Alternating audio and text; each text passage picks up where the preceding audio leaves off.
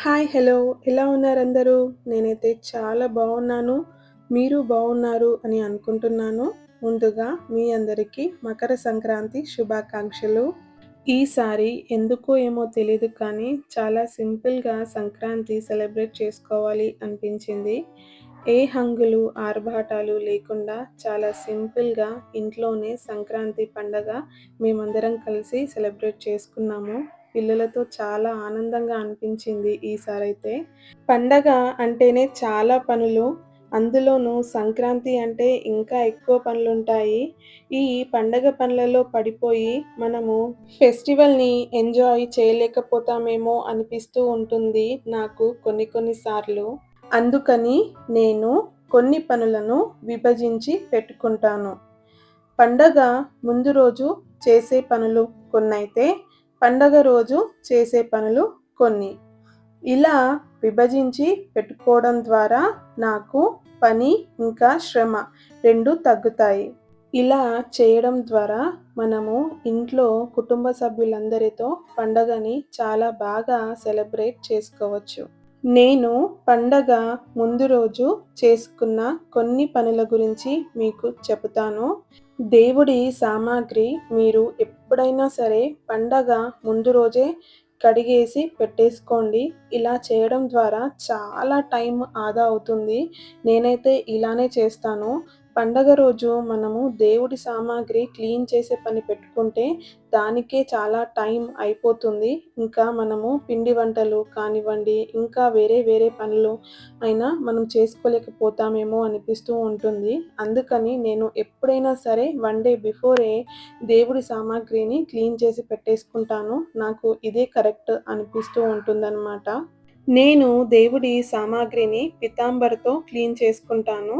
కొన్ని కొన్ని సార్లు వెనిగర్, నిమ్మ ఉప్పు, ఇంకా డిటర్జెంట్ లిక్విడ్‌ని ప్రిపేర్ చేసుకొని దాంతో కూడా నేను దేవుడి సామాగ్రిని క్లీన్ చేసుకుంటూ ఉంటాను. మీరు ఎప్పుడైనా సరే దేవుడి సామాగ్రిని క్లీన్ చేసుకున్న తర్వాత వాటిని ఎండకి అయినా లేకపోతే ఫ్యాన్ గాలికైనా కొంచెం సేపు ఆరనివ్వండి. అలా చేయడం ద్వారా దేవుడి సామాగ్రి అట్‌లీస్ట్ 1 వీక్ నుంచి 10 డేస్ వరకు కూడా తెల్లగా ఉంటాయి, మెరుస్తూ ఉంటాయి. ఈ టిప్ ఫాలో అయ్యి చూడండి. మీకు తెలుస్తుంది డిఫరెన్స్. ఎప్పుడైనా సరే మనము దేవుడికి సంబంధించిన పనులు 1 డే బిఫోర్ చేసుకుంటున్నప్పుడు కొన్ని విషయాలు మనము మైండ్‌లో పెట్టుకోవాలి. అందులో ఫస్ట్ ఏంటంటే మనము ఖచ్చితంగా తలంటు స్నానం చేసుండాలి. తలంటు స్నానం చేసుకొని మనము దేవుడి సామాగ్రి క్లీన్ చేసుకోవాలి. కుండీలను పూజించుకోవాలి. తులసి కుండీలను పూజించుకోవాలి. అలాగే కడపలను క్లీన్ చేసుకోవడము, దేవుడి పువ్వులను అల్లడము లేదా కుచ్చడము ఇలాంటి పనులు అన్నీ మనము 1 డే బిఫోర్ చేసుకుంటున్నప్పుడు ఖచ్చితంగా మనము తలంటు స్నానం చేసి మనము ఫ్రెష్‌గా ఉండాలి. ఉన్నప్పుడే మనము ఇలాంటి పనులు దేవుడికి చేసుకోవడానికి వీలుగా ఉంటుంది. ఇంకో విషయం ఏంటంటే దేవుడి పనులు చేసుకున్న తర్వాతనే అంటే దేవుడికి సంబంధించిన పనులు ఏవైతే ఉంటాయో అవి చేసుకున్న తర్వాతనే మనము ఇంటి పనులు చేసుకోవాలి. అవి ఏ పనులైనా కానివ్వచ్చు. కాకపోతే ఫస్ట్ మనము దేవుడి రిలేటెడ్ వర్క్స్ చేసుకున్న తర్వాతనే మిగతా పనులు చేసుకోవాలి. నా దగ్గరొచ్చేసి 2 తులసి చెట్లున్నాయి. ఒకటేమో కృష్ణ తులసి, రెండోదేమో లక్ష్మీ తులసి. అమ్మ వాళ్ళ ఇంట్లో కూడా ఇలాగే పెట్టేవాళ్ళు. దాన్ని చూసి నేను కూడా ఫాలో అవుతున్నాను. ఈ 2 కుండీలకు వైకుంఠ ఏకాదశికి నేను నామాలు పెట్టాను. ఈసారేమో కృష్ణ తులసికి నామాలు, లక్ష్మీ తులసికి ఓం డ్రా చేశాను. చాలా బాగా కనిపిస్తున్నాయి కదండీ అవి. మా ఇంట్లో మొత్తము 3 కడపలుంటాయి. 3 కడపలకి కూడా బియ్యం పిండితో ఇలా ముగ్గులు వేసుకున్నాను. ఫస్ట్ పసుపుతో మంచిగా కడపని అలికి, తర్వాత ఇలా బియ్యం పిండితో ముగ్గులు వేసుకున్నాననమాట. ముగ్గులు వేసుకున్న తర్వాత పసుపు ఇంకా కుంకుమతో అందంగా రెడీ చేసుకున్నాను. చాలా బాగా కనిపిస్తుంది కడప. ఫెస్టివల్స్‌కి కానివ్వండి, శుక్రవారాలు ఖచ్చితంగా కడపని ఇలా అందంగా రెడీ చేసుకోవాలండి. లక్ష్మీదేవి ఇంట్లోకి వస్తుంది అని అంటారు. మా నాయనమ్మ అయితే పసుపు, ఇంకా పెరుగు 2 కలిపి కడపలకి అలికేదంట. అది ఇంకా చాలా బాగా కనిపిస్తుందంట. పెరుగులో లక్ష్మీదేవి ఉంటుంది అని మమ్మీ వాళ్ళు అంటారు. నాయనమ్మ ఆ పద్ధతిని పాటిస్తుండేనంట. అన్ని కడపలకి ముగ్గులు వేస్తూ మీకు చూపించలేను. చాలా పెద్దగా అయిపోతుంది వీడియో. అందుకని చెప్పి చిన్న చిన్న షార్ట్స్ తీశాను దానివి. చూడండి. ఒక్కొక్క దానికి ఒక్కొక్కలా ముగ్గు వేయడానికి ట్రై చేశాను. నేను చాలా కొత్త అండి ముగ్గులు వేయడంలో. నాకు ముగ్గులు సరిగ్గా రావు. నేర్చుకోవాలి. ఇలా 3 కడపలకి ఇలా డిఫరెంట్ డిఫరెంట్ టైప్స్‌లో ముగ్గులు వేశాను. ముగ్గులు వేసిన తర్వాత గొబ్బెమ్మలు రెడీ చేసుకోవడం స్టార్ట్ చేసేసాను. ఇంటికి దగ్గరలో ఆవులుంటాయన్నమాట. ఆవుల దగ్గరికెళ్ళి ఈ పేడను తెచ్చాను. పేడను తెచ్చి ఇలా గొబ్బెమ్మలు చేసుకుంటున్నాను. లక్కీగా అక్కడే నాకు గడ్డి కూడా దొరికింది. గొబ్బెమ్మలకి గడ్డి పెడతాం కదా! అది. ఆ గడ్డి కూడా దొరికింది. గరక కూడా దొరికింది లక్కీగా. ఆ గరకను కూడా తీసుకొనొచ్చానన్నమాట. ఇలా ఈ గొబ్బెమ్మలను ప్రిపేర్ చేసుకుంటున్నాను. నాకు మొత్తం 3 కడపలున్నాయి. ఇంకా ముగ్గులో కూడా పెడదామనుకుంటున్నాను. సో, మొత్తం నేను 11 గొబ్బెమ్మలను ప్రిపేర్ చేసుకున్నాను. 3 కడపలకి కలిపి 6 గొబ్బెమ్మలు, ఇంకా ముగ్గులో వేయడానికి 5 గొబ్బెమ్మలు. ఇలా మొత్తము 11 గొబ్బెమ్మలను నేను ప్రిపేర్ చేసుకున్నాను. మా వాడు లేసాడు చిన్నోడు. ట్రైపాడ్‌తో ఇగ నన్ను ఆడిస్తున్నాడు ఆట. చూడండి ఎలా తిప్పుతున్నాడో దాన్ని. చాలా సేపు సతాయించాడు గొబ్బెమ్మలు చేస్తుంటే. చేతికేమో అంతా పేడ ఉంది. అది వాడిని ముట్టుకోలేను. ఆ ట్రైపాడ్‌ని ముట్టుకోలేను. చాలా సతాయించాడు. చాలా సేపు సతాయించిండు నన్ను. అలా ఇలా ఎలాగో చేసి ట్రైపాడ్‌ని సెట్ చేద్దామని చాలా సేపు ట్రై చేసినా గానీ మస్తు సేపు సతాయించిండు. అలా కాదని చెప్పి ఇగ చెయ్యిలు కడుక్కొని వాడిని స్టెబిలైజ్ చేసి తర్వాత నేను గొబ్బెమ్మలను ప్రిపేర్ చేసుకోవడం స్టార్ట్ చేసేసాను. ఇలా ఉంటుందన్నమాట తల్లుల పరిస్థితి. పిల్లలను పట్టుకొని ఇలాంటి ఫెస్టివల్స్ చేసుకోవాలంటే చాలా కష్టమైన పనే. అయినా గానీ కుదిరినంతలో చేసుకోవడానికి ట్రై చేస్తూ ఉంటాను.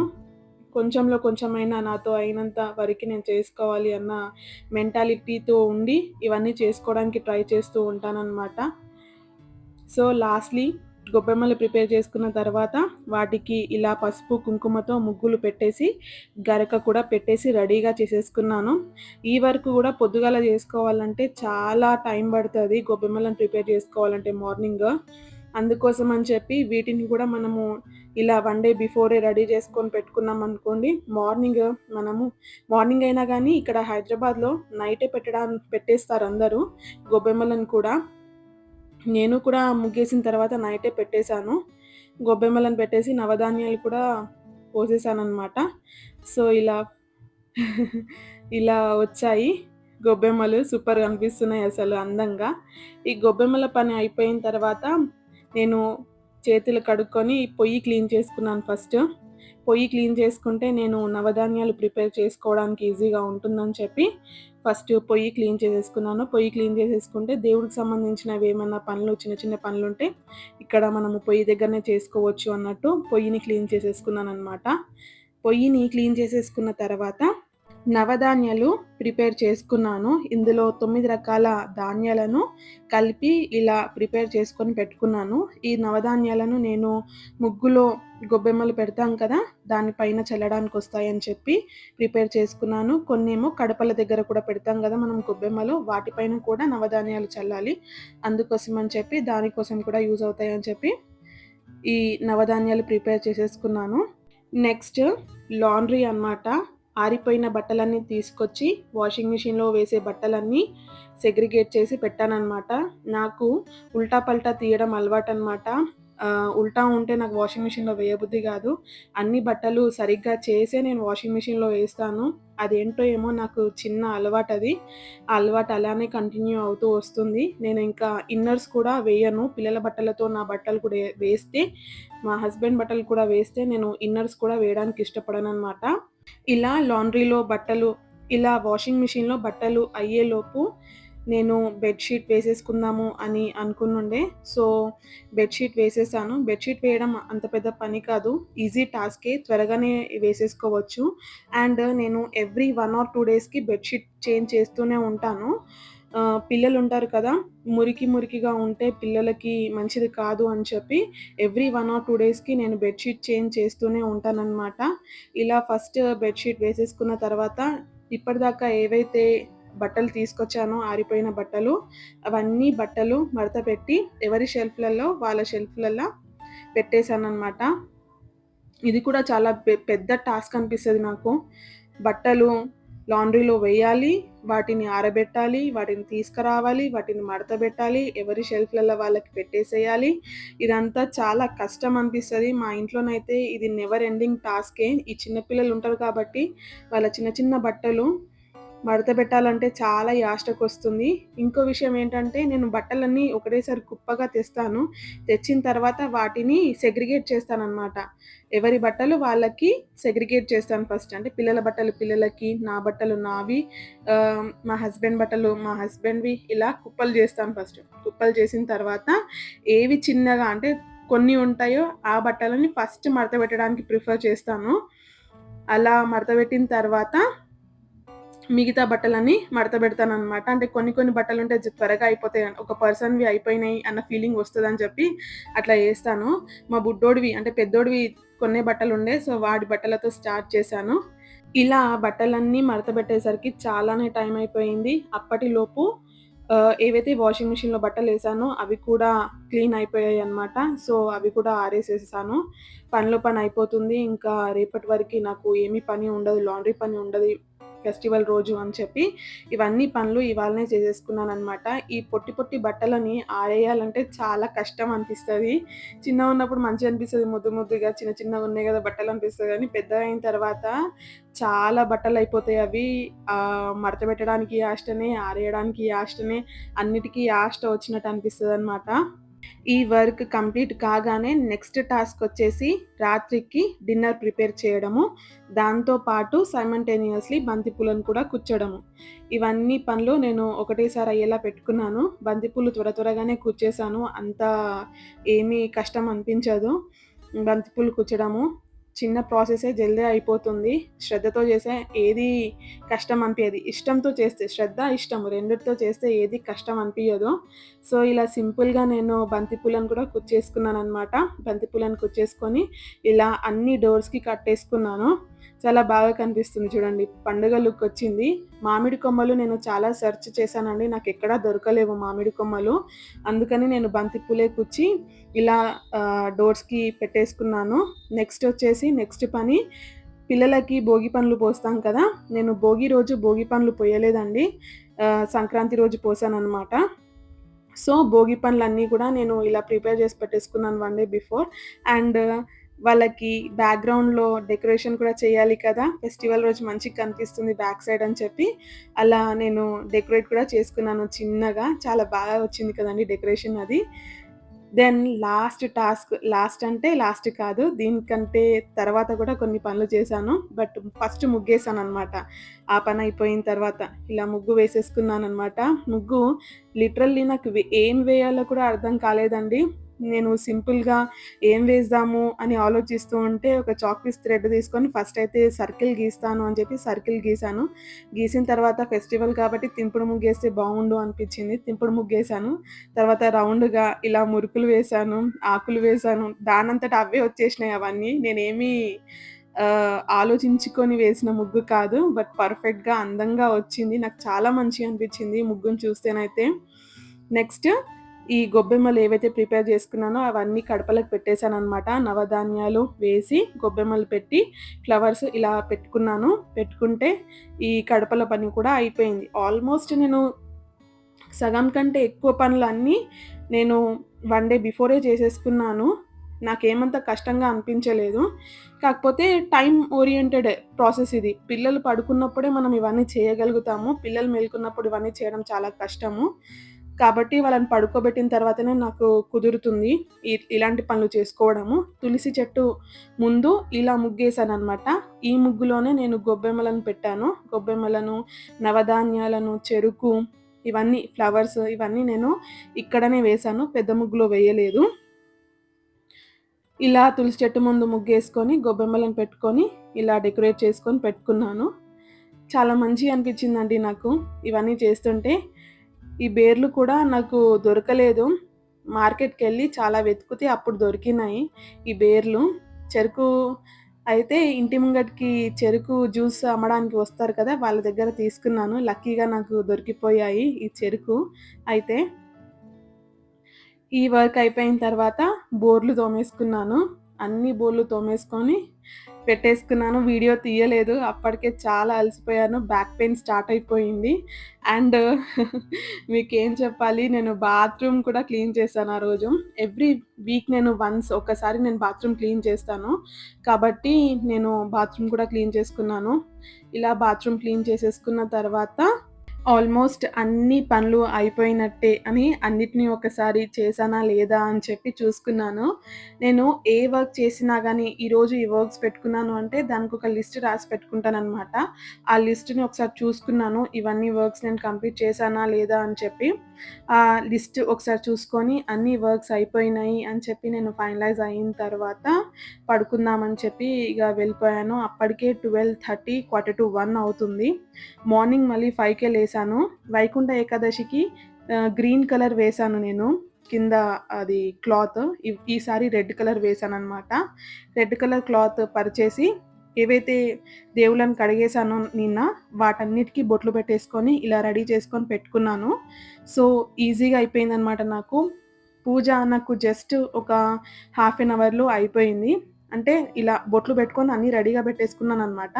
రెడీగా పెట్టుకున్న తర్వాత ఫుడ్ ప్రిపేర్ చేశాను. ఫుడ్ ప్రిపేర్ చేసి దేవుడికి నైవేద్యం పెట్టిన తర్వాత హారతి ఇచ్చి దేవుడికి పూజ చేసుకున్నాను. తర్వాత తులసి చెట్టుకి పూజ చేసుకున్నాను. దీపం ముట్టించి, అగరబత్తి వెలిగించి, ఫ్లవర్స్ పెట్టి పూజ చేసుకున్నాను. ట్రెడిషనల్‌గా రెడీ కావాలి అనిపించింది. శారీ కట్టుకుంటే బావుండు అనిపించి శారీయే కట్టుకున్నాను. యెల్లో కలర్ శారీ కట్టుకున్నాను. చాలా బాగా అనిపించింది శారీ కట్టుకుంటే. ఈ శారీ నేను చాలా రోజుల తర్వాత కట్టుకున్నాను. పసుబొట్టు ఇస్తామని చెప్పి నా ఫ్రెండ్స్‌ని కూడా ఇన్వైట్ చేశాను. వాళ్ళు కూడా వచ్చారు. పసుబొట్టు తీసుకొనెళ్లారు. చాలా బాగా అనిపించింది. ఇల్లంతా సందడిగా అనిపించింది. మా బాబు మార్నింగ్ లెవ్వగానే ముగ్గుని డిస్టర్బ్ చేసేసాడు. కాకపోతే నాకు ఏమీ బాధగా అనిపించలేదండి.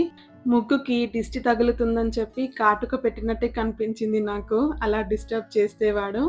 చాలా అందంగా ఉంది అలా కూడా ముగ్గు. సో, నేను రికార్డ్ చేశాను. నా వెనక సైడ్ తులసి చెట్టు కింద గొబ్బెమ్మలతో చిన్న ముగ్గు వేశాననమాట. ఇలా అందంగా కనిపిస్తూ ఉంది. నెక్స్ట్ వచ్చేసి పిల్లలకి భోగి పండ్లు పోశాను. మంగళారతి తప్పుకు ప్రిపేర్ చేసుకొని, నిన్న ప్రిపేర్ చేసుకున్న భోగి పండ్లు ఏవైతే ఉన్నాయో అవన్నీ ప్లేట్‌లో వేసేసుకున్నాను. ప్లేట్‌లో వేసేసుకొని బ్యాక్‌గ్రౌండ్‌లో లైట్స్ ఆన్ చేసి పిల్లలని సెట్ చేసి కూర్చోపెట్టాను. పిల్లలకి కుర్తాలు కూడా చాలా బాగా కనిపిస్తున్నాయండి. ఫెస్టివల్ కోసం అని చెప్పి తీసుకున్నాను కుర్తాలు. సంక్రాంతి అంటేనే ఈ మగపిల్లల పండగ. ఆ పండగకి ఖచ్చితంగా కొత్త డ్రెస్ కొనియాలి అన్నట్టు అనిపిస్తూ ఉంటుంది. సో, అందుకోసం అని చెప్పి కొత్త డ్రెస్ తీసుకున్నాను.